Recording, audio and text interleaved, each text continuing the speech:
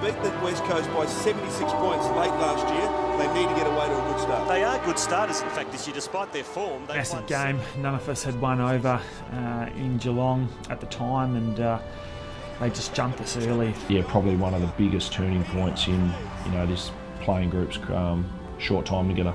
I remember Hunt's smashing into the dugout and then coming back on with a headband and looked like like a Norwegian volleyballer or something with his hair and his headband on. The Cats fans stand to applaud their team.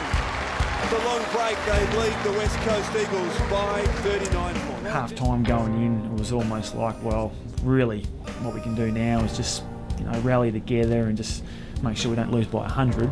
Woosha came in at half time and he was going ballistic. First time really seeing Woosha in a 10 or 12 years that I've known him to really lose it and show a little bit of passion about the effort that we put up. There was always a belief with that group because we had about 8 or 9 guys that went through the midfield that were extremely fit and extremely good runners, and not just good runners in distance, in high intensity type running, which we were always confident that teams over a full game couldn't stay with.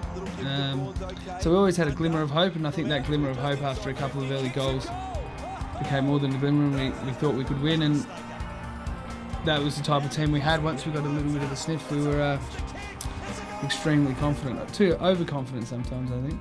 We weren't arrogant, but we just had a strong belief instilled in us from Woosh that we go out there, give it our best shot, and anything can happen.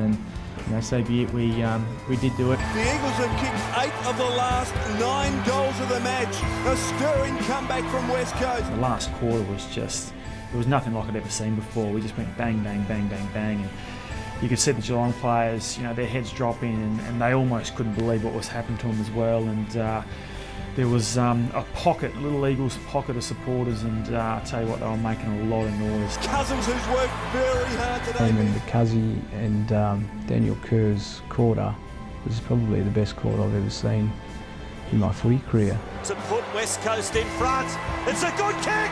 Eagles hit the lead.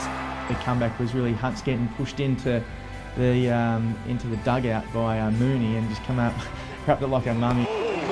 It was quite a bizarre, the Elephant Man came out and kicked the winning goal, I think, and got to save a line. Hunter has kicked a goal. It was special. They're the things that you love playing footy for, and seeing blokes, dig deep and put the team first. It's been one of the most remarkable games of football you've ever wished to see.